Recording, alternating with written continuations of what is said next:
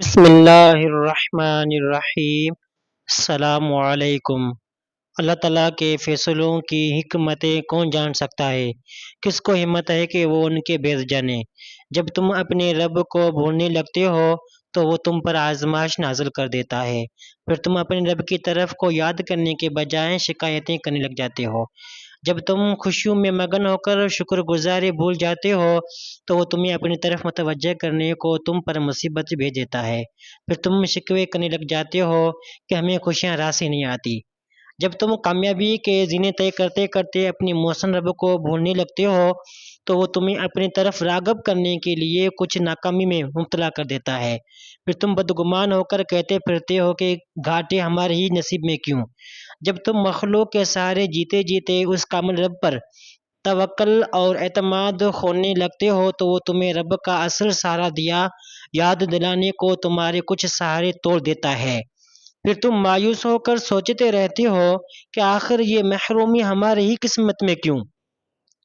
جب تم مخلوق کے کمزور سہاروں کے طفیل ترقی کے منزلیں طے کرتے چلے جاتے ہو جس میں گر کر ٹوٹنے کا بھی خطرہ ہوتا ہے تو وہ تمہیں مضبوط سہارے عطا کرنے کو تمہارے کمزور سہارے چھین لیتا ہے، پھر تم پریشان ہو کر لبوں پر حرف شکایت لاتے ہو کہ جب بھی ہم ترقی کرنے لگتے ہیں تو کچھ نہ کچھ خسارہ ہو جاتا ہے۔ تمہیں یہ سوچ لینا چاہیے، تمہیں یہ سمجھ لینا چاہیے کہ تمہارا رب تم پر جو آزمائش نازل کرتا ہے وہ حکمتوں سے بھرپور ہوتی ہے، اس لیے تمہیں ہر حال میں اپنے رب سے اچھی امید رکھنی چاہیے۔ وہ تم پر صحت مند زندگی میں بیماری اس لیے بھی لاتا ہے تاکہ تم صحت کی قدر پہچانو۔ وہ تم پر خوشیوں میں مصیبت اس لیے بھی لاتا ہے تاکہ تم خوشیوں میں حد کو پار نہ کر جاؤ۔ وہ تم پر کامیابیوں میں ناکامی اس لیے لاتا ہے تاکہ تم کامیابیوں کے نشے میں اپنے رب سے غافل نہ ہو جاؤ اور تم میں کوئی عقل نہ آ جائے۔ وہ تمہارے جینے کے کمزور سہارے اس لیے بھی چھین لیتا ہے تاکہ تم رب کے مضبوط سہاروں پر جینا سیکھو۔ وہ تمہاری امیدیں اس لیے بھی توڑ دیتا ہے تاکہ تم ٹوٹنے اور بکھرنے سے بچ سکو اور اس ہی رب سے امید قائم رکھو جہاں سے سبھی امیدیں پوری ہو سکتی ہیں۔ وہ تمہیں زیادہ مال دولت اس لیے بھی نہیں دیتا کہ اس میں تمہارا ہی نقصان ہوگا۔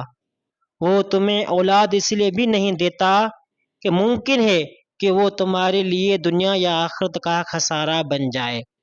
وہ تم پر آزمائشیں اس لیے بھی لاتا ہے تاکہ تمہاری سرکشی دور ہو،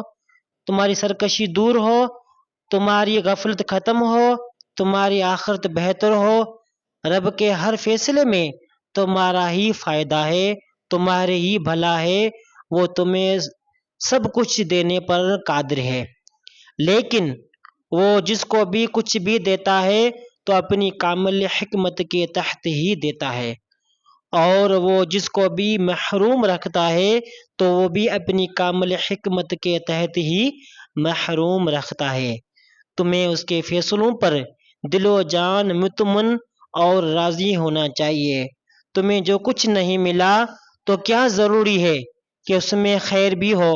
آخر بچہ اپنی ماں باپ سے سبھی کچھ مانگ رہا ہوتا ہے، وہ چھری بھی مانگتا ہے، وہ ماچس بھی مانگتا ہے، وہ سوئی بھی مانگتا ہے، وہ پتھر بھی مانگتا ہے، وہ ہر چیز مانگتا ہے، تو کیا ماں باپ اس کو مانگنے کئی ہر چیز پکڑا دیتے ہیں؟